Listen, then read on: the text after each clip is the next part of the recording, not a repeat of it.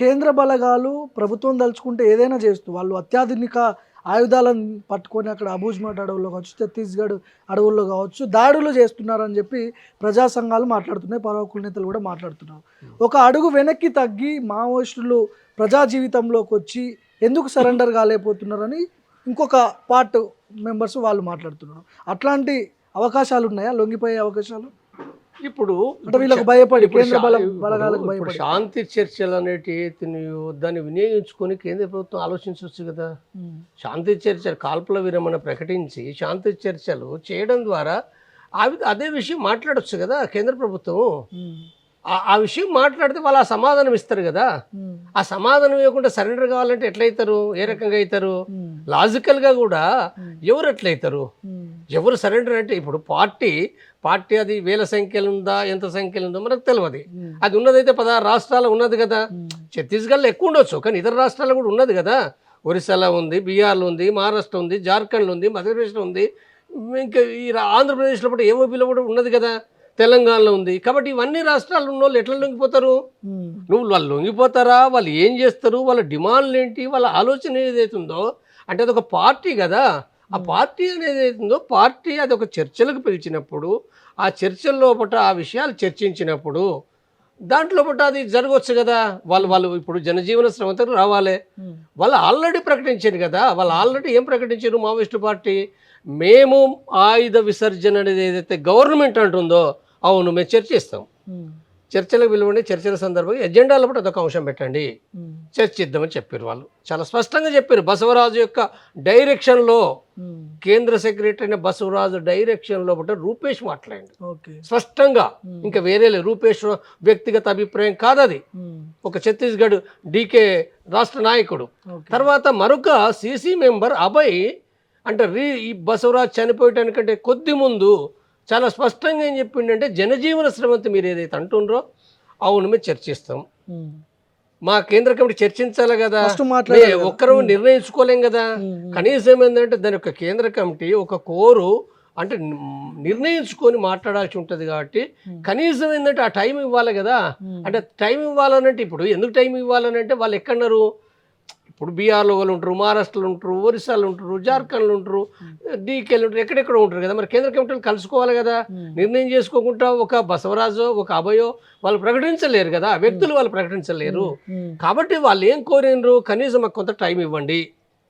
ఆ టైం 2 నెలలు 3 నెలలు 4 నెలలు వాళ్ళు కలవాలి కదా, ఒక్కని చోటు రావాలి కదా. వాళ్ళు బస్ ఎక్కి రాలేరు, ట్రైన్ ఎక్కి రాలేరు, ఏరోప్లేన్ నుంచి రాలేరు, వాళ్ళు నడిచి రావాలి. అంటే ఆ టైం లోపల కూడా కాల్పులు చేయకూడదు కదా. కాల్పులు చేసి చంపుతుంటే ఎట్లా వస్తారు? కాబట్టి ఇది ఏదైతుందో ఈ టైం వాళ్ళకు ఇవ్వడం ద్వారా మేము అంటే నష్టం లేదు కదా. ప్రభుత్వానికి ఇవ్వడం ద్వారా నష్టమే ఉంది. ప్రభుత్వం ఇవ్వడం ద్వారా వాళ్ళు ఏం ప్రకటిస్తారు? వాళ్ళు ప్రకటించేది జనజీవన శ్రమంతకు వచ్చే విషయం ఎట్లా ప్రకటిస్తారు? దాని సాయుధ పోరాట విరమణ అంటారా, లేదా మరొకటి అంటారా, ఏమంటారో మనకు తెలియదు. కాబట్టి ఆ టైం ఇవ్వడం ద్వారా కేంద్ర ప్రభుత్వానికి మునిగిపోయింది. 50 సంవత్సరాల నుంచి ఆ ఉద్యమం నడుస్తుంది. 50 సంవత్సరాలు ఏంది, నెల 2 నెలలకి ఏం మునిగిపోయింది?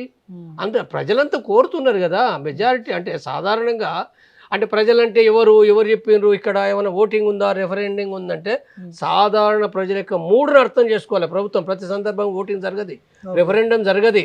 ప్రజల మూడు ఏంటిదో ప్రభుత్వాలు అర్థం చేసుకోవాలి. ఇది అర్థం చేసుకున్నప్పుడు ఈ మూడు ఏదైతే ఉందో, ఎందుకంటే సంపాలని ఎవరు కోరుకుంటారా? మావోయిస్టులు అవును వాళ్ళ ఆయుధాలు పట్టుకున్నారు నిజమే. మరి ఆయుధాలు పట్టుకున్న వాళ్ళు అందరినీ కోరాలని అంటారా?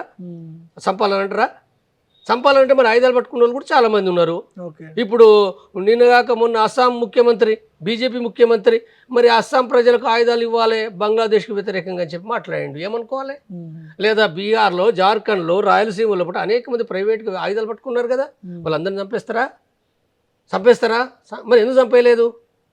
కాబట్టి ఇది ఏదైతుందో ఒక పద్ధతి ఏదైతుందో దానికి కావాల్సిన ఒక చర్చ జరగాలి, ఓ ప్రక్రియ కంటిన్యూ కావాలి. ఈ క్రమం లేకుండా వెంటనే వాళ్ళు ఆల్రెడీ శాంతి చర్చలకు వస్తామని అంటున్నారు. ఇక్కడ మావోయిస్టు పార్టీ ఒక స్టెప్ వెనక్కి తగ్గి చర్చలకు సిద్ధమని చెప్తున్నారు చాలా. కానీ ఇటువైపు ఏమో అమిత్ షా స్టేట్మెంట్ ఏమో మార్చి 31, 2026 నాటికి అసలు లేకుండా చేస్తాం, బహిరంగంగా చెప్తున్నారు, చంపేస్తామని చెప్తున్నారు.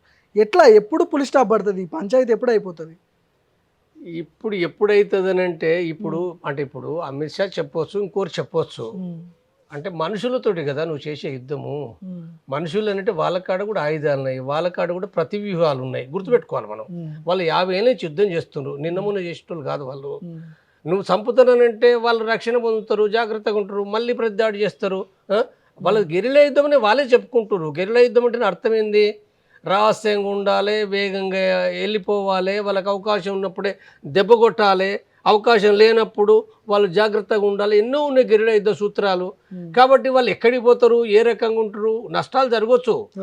ప్రభుత్వ బలం ఎక్కువ ఉన్నమాట వాస్తవమే, కానీ నిర్మూలిస్తుందని చెప్పి ఏంటిది అది? ఏమన్నా ప్రాజెక్టు కట్టినట్ట? ప్రాజెక్టులు కట్టలేకపోతారు, అనుకున్న టార్గెట్ల ప్రాజెక్టు కట్టలేరు, రోడ్డు కట్టలేరు, ఒక ఇల్లు ఒక సంవత్సరం టార్గెట్ పెడితే కట్టలేరు. కాబట్టి నువ్వు మనుషులను నువ్వు చంపేస్తానంటే మరి మనుషులు వాళ్ళు యుద్ధం చేసడానికి సిద్ధంగా ఉన్న వాళ్ళు వాళ్ళందరినీ పట్టుకొని డేట్ ప్రకారం నువ్వు ఎట్లా చంపుతావు? అవుతుందా? అసలు కరెక్ట్, నా భాష కరెక్ట్ కాదు కదా, చంపడం మీద భాష. మొట్టమొదటిగా మనం చర్చించవలసిందంటే మనుషులను చంపే భాష కరెక్ట్ కాదు. నంబాల కేశవరావు లాంటి వాళ్ళని పట్టుకొని వచ్చి కాల్చి చంపారనే ఆరోపణలు మీలాంటి వాళ్ళు చాలా మంది మాట్లాడుతున్నారు. నిజంగానే అట్లాంటిది జరిగిందా, లేదంటే ఎన్కౌంటర్లో నంబాలని చంపేశారు? ఏం జరిగింది అసలు? అది జరిగింది, యుద్ధంలో జరిగింది. యుద్ధంలో ఎన్కౌంటర్ అనే కంటే యుద్ధం అంట. నేనైతే అంటే చాలా మంది ఎన్కౌంటర్ అంటారు, నేను యుద్ధం అంట. ఎందుకంటే అది బాంబులతోటి, డ్రోన్లతోటి, తర్వాత ఇంత వేల సంఖ్య జరుగుతున్నప్పుడు అది యుద్ధం కాకపోతే ఏంటిది? పొరుగు దేశాల పైన, ఇప్పుడు పాకిస్తాన్ పైన మన దాడి అయింది. 8,000 మంది పోయి 8 లక్షల మంది పాల్గొన్నారు. ఏదో 50-100 కాదు కదా, వేల సంఖ్యలో పాల్గొన్నారు. వేల సంఖ్యలో పాల్గొన్నప్పుడు బాంబులతో చేసేటప్పుడు దాన్ని ఒక మిలిటరీ బలగాలు చేస్తున్నప్పుడు దాన్ని యుద్ధమే అంటారు. యుద్ధం అనేది ఏందో పొరుగు దేశాలపైన చేయాలి, దేశ పౌరుల పైన కాదు. దేశంలో వాళ్ళు తీవ్రవాదులే కావచ్చు కాక.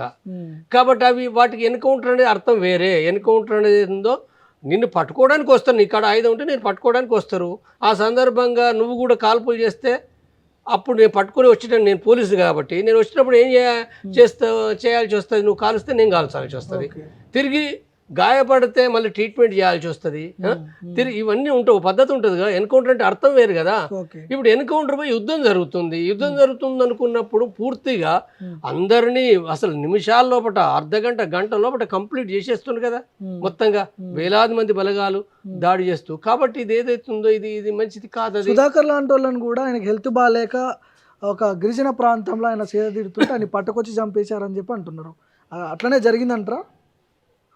ఇప్పుడు అది అనుమానాస్పదమైన విషయము. మొదటగా అది కూడా అంటే ఇప్పుడు ఒక్కరు కాదు కదా, భాస్కర్ చనిపోయాడు, ఇద్దరు కాదు, ఇంకా 5 చనిపోయారు, 7 అంటుండ్రు. 7, 10 మందా మనకి స్పష్టత లేదు.